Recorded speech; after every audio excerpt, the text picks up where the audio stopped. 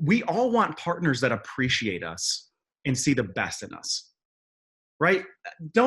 For any woman that's watching, don't you want a guy that actually sees the best in you and that actually does, when you are in his presence, you feel more of yourself when you're around him? Many women want to get married, and there's this kind of cultural programming around like, well, hey, have you been married by now? I mean, maybe you got family asking you like, who's a possible suitor, and is it going to happen? Are we going to have grandkids? And there can be a lot of that outside pressure. And I think that it's really important to slow down and back up for a moment, realize that actually maybe what's more important than marriage is finding a connection. I love focusing on relationship.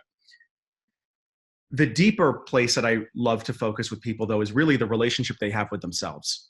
Because I am a firm believer that the relationship one has with themselves is what echoes and replicates externally into everything we have outside of us.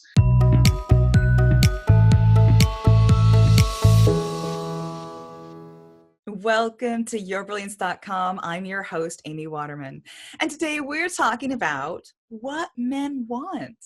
Now, the great psychotherapist Sigmund Freud once said, the great question that has never been answered and that I have not been able to answer despite my 30 years of research into the feminine soul is, what do women want?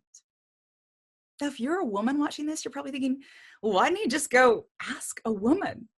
So that's why today we're not speculating about what men want. We're going to ask a man, and not just any man, but international relationship coach Clayton Olson. Now, if you get your dating advice from YouTube, you've probably seen Clayton before. His channel boasts 100,000 followers and counting. His advice has appeared on the Huffington Post, the Good Men Project, and The View. He works with folks who want to transform their romantic relationship, whether they're single, coupled up, or moving on. And today he's going to let us in on some secrets of the male mind. Welcome, Clayton. Hey, thanks for having me, Amy. Appreciate being here. So I want to ask you the question that has been on my mind for so long. So we all hear as women what we think men want. And the big message we women get is men want blonde hair and big boobs. Is that true? Yeah, it's a great question to start. It's a very controversial question to start off with. I think that there's something to say about evolutionary psychology and the biological things that men may or may not be attracted to. And I understand that there's a stereotype that men want big boobs and blonde hair and a perfect body. And I believe that there's certain things that perhaps men might initially be attracted to.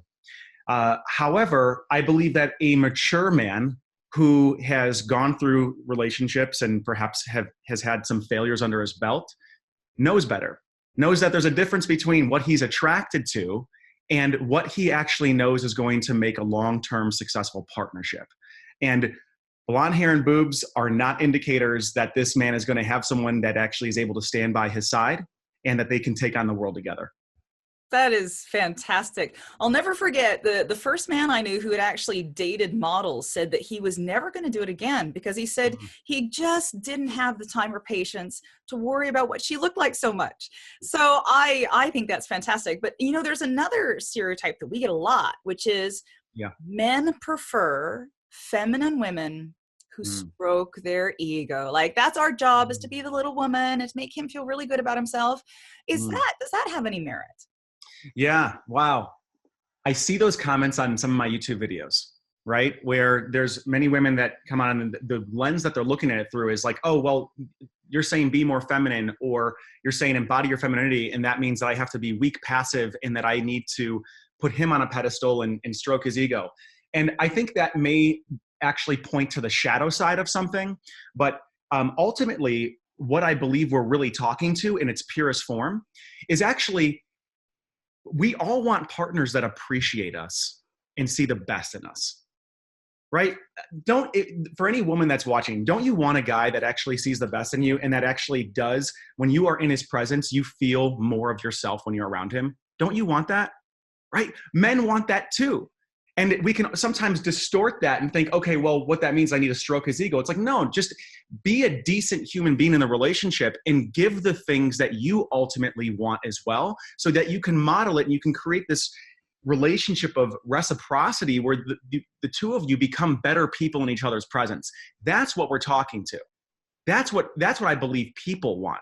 So we can make this a man-woman thing, and we can talk about polarity, sexual polarities, and we can say that, okay, well, if a guy is really initiative in his life and he's got this hyper focus because of perhaps cultural programming, maybe there's a certain element of chemical testosterone that has to do with him wanting to accomplish and drive and create things, that there might be something he's lacking in his life. He might be lacking a certain sense of softness, a certain sense of receptivity, a certain sense of nurturing in his life. And it might actually feed the relationship if you have more flexibility to be in that polarity. It might actually just bring more joy to his life and to yours as well. But that doesn't mean that you have to be stuck in some role, right? It just means to understand what is best for the relationship. And perhaps sometimes you're in your initiative. Sometimes you're in this place of driving to achieve things, to create things. And it would serve him to be the one to be a little bit more nurturing and to be more relaxed and more soft. So I don't think it's a man-woman thing. I think it's how do we create a relationship that has a 360-degree view or dimensionalized resources in it that we can both pull from and support each other. That is so good, because it's about, in the end, psychological wholeness, and it's not about strict gender roles. That is so good. But I also think that what you're saying is a very mature and evolved position. And so one of the things that's quite interesting is I do know there's a lot of 20-something guys who really want the blonde hair and the big boobs and the little woman. But as men get older, they start to value these other things. Do you know if there's like a certain age where men's vision starts to shift and they start looking for somebody who can dance with them, somebody who can play with them, rather than somebody who fills the certain role? Oh, wow. Yeah, I've been contemplating that a lot lately. That's such a great question, because it's been an internal conversation I've had recently about just like stages of development and when do people, like, where are these stages of development? And, I'm not an expert in this realm, but I can say from personal observation, as well as having worked with close to, and probably over 1,000 individuals one-on-one now through breakups, both men and women, through being single, getting back out there, helping people recover from tragedy and transitions. And the common theme that I see is there's a difference between the people that are in their 20s and the people that are in their 30s in terms of what they're looking for and ultimately what they want and what makes a relationship work. And I'm going to get a little perhaps esoteric here, but I've heard from friends and other coaches that work with astrology that there's something around the 28-year mark where people hit this thing called the Saturn return, where there's a big shift that happens in someone's life when they're going from 28 to 32 that has them begin to question all of the things that got them up to that place, where there's almost a shedding that occurs of the things that they wanted in their 20s. This proving themselves the volume on that starts to turn down. And what starts to turn up is more of a sense of self. So I would say this, rather than getting away from, or rather than just saying, okay, it's a hard number, date men that are over 28, or if you're below 28, then they're going to be this way, because there's always exceptions. I will say that if you're running into a man who still has a lot to prove in his life, he's probably not going to make you and the relationship a priority, right? If there's a certain thing that he's holding that is tied to his identity, like, I've got to make a certain amount of money. I'm not settled in my career yet. I don't know what I want to do. I feel like I don't know what my purpose is. Unfortunately, that is going to impact the amount of availability he has in terms of headspace of where he puts you in his life. When he gets on the other side of that, he starts to figure those things out. There will be an availability that naturally occurs within him to start being able to prioritize a relationship, to start having more room for that. I think that's fantastic, because one of the things you hear a lot is that men don't like relationships. Men see relationships as this cage, and you should never mention the word marriage to a guy because he'll run away. Yeah. It's not true, is it? It depends on the stage of life he's at. And one thing that supports your 28 years old age is that is actually the average. I believe it's around that age is when the average age of first marriage for a guy is. So people are tending to marry in their late 20s. So there definitely is a shift. So let's talk about this idea that men don't want to hear the word marriage mentioned. What's that relationship between guys and commitment and marriage? Yeah. So the first thing that comes to mind when I hear you ask that question is it depends on how the woman is holding the word marriage. Okay. It depends on what is the marriage a finish line in her mind, right? Is the marriage something where she believes like, okay, well, when I get married, then finally I will be chosen or I will be worth something. And that is ultimately the goal is marriage. So suddenly here's the experience of men. If a woman is holding it as in like marriage is a life goal of mine and I need to get married, okay, is a guy starts to feel that, okay, well, I'm actually just, it could be any guy that you want to marry then. You're just in it for the marriage. And there's a certain insecurity that gets bred in the guy. So, and it's simple. I mean, you think about it like, of course, there's many women want to get married. And there's this kind of cultural programming around like, well, hey, have you been married by now? I mean, maybe you got family asking you like, who's a possible suitor and is it going to happen? Are we going to have grandkids? And there can be a lot of that outside pressure.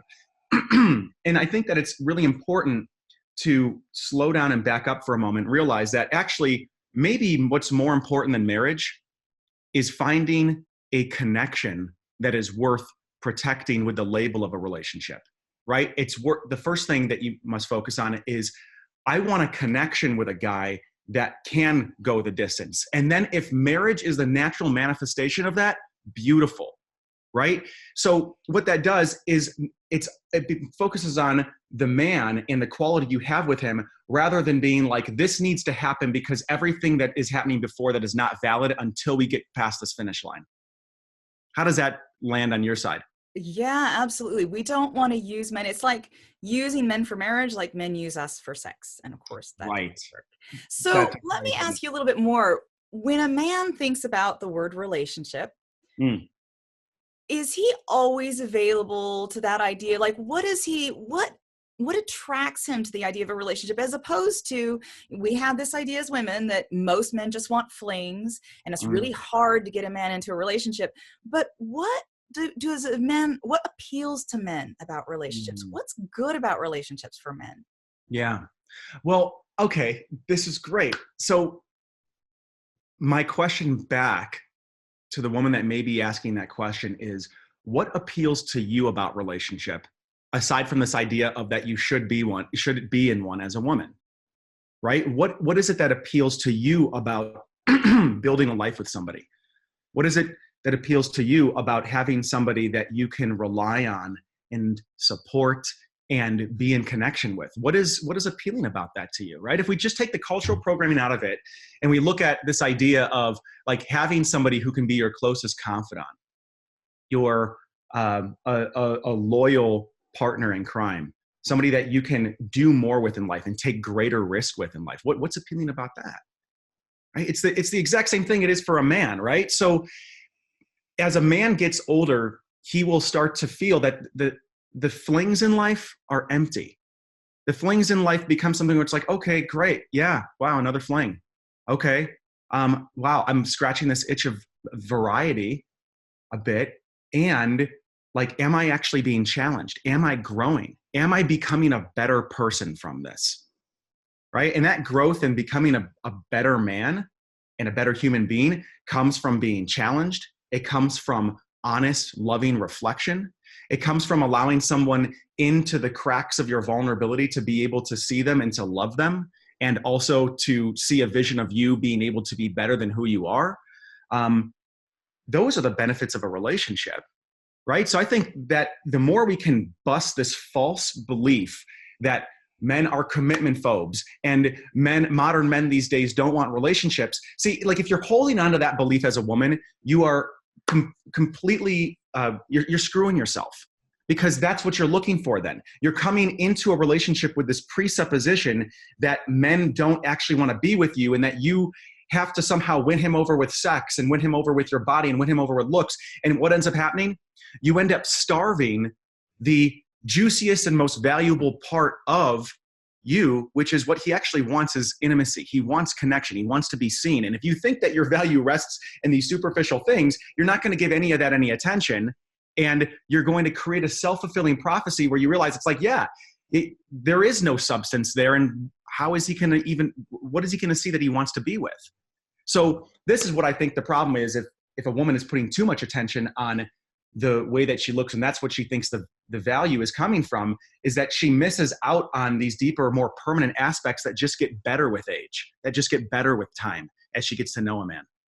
That is so fantastic. So what I'm hearing again, over and over again, is that we really succeed when we see men as people just like us. Thank you. And men succeed when they see women as people just like them. So if we want a man who to be with for the rest of our lives, we should give him what we want. We should give him the intimacy and the connection and connect on that level, rather than seeing him as a kind of strange species that has no relation to us and that we've got to kind of decode and check the biology and all that stuff, you know.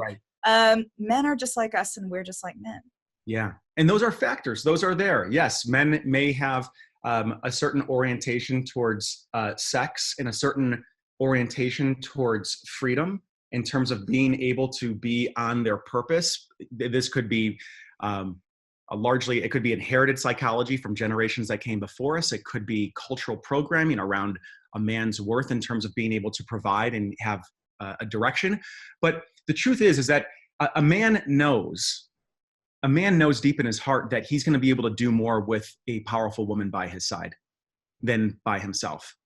And those are the guys that are looking for relationships. And look, it just takes a couple failed relationships and perhaps feeling trapped, and before a guy will end up realizing that too, is that, you know, he'll start to look, it's like, okay, well, if I'm getting knocked completely off my purpose, or if I'm feeling constrained from jealousy, from feeling manipulated, from feeling like controlled, yeah, I might not want that kind of relationship.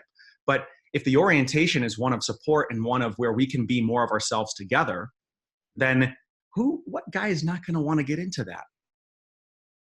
That is fantastic. Wow. So you work one-on-one with clients and you help them through figuring these things out, figuring out what they want, figuring out how to get it. Talk us through your coaching process a little bit. Yeah. So my focus and the way that I market myself is as a relationship coach, as a dating coach, because there's a lot of pain that people experience in these areas, right? I mean, you can probably attest, I mean, just based on some of the people that you bring in on your channel, I mean, it's a real important vector of life that when we start to get this part handled, just different things start to work in our life, right? I mean, if you have a really bad relationship, it affects your job, it can affect your health, it can affect your sleep. But if you've got relationships that are working, it turns the volume up on the good of everything in your life. So I love focusing on relationship. The deeper place that I love to focus with people, though, is really the relationship they have with themselves. Because I am a firm believer that the relationship one has with themselves is what echoes and replicates externally into everything we have outside of us. So if there are places that we are lying to ourselves, if there are places that we are betraying ourselves, places that we are unwilling to go within ourselves, that will manifest in the types of men and types of women that we pick. That will manifest in the patterns that we have that come up in our relationship.